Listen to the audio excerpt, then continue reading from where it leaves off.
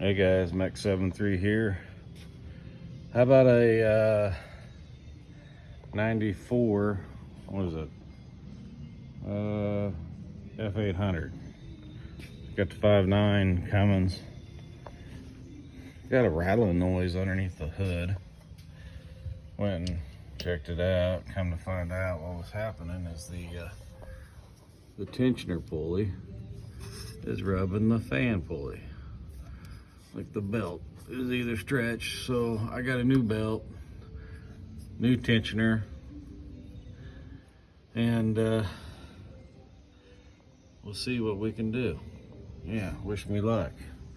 So I'm a one-man band today, so I'll try to make this short and sweet.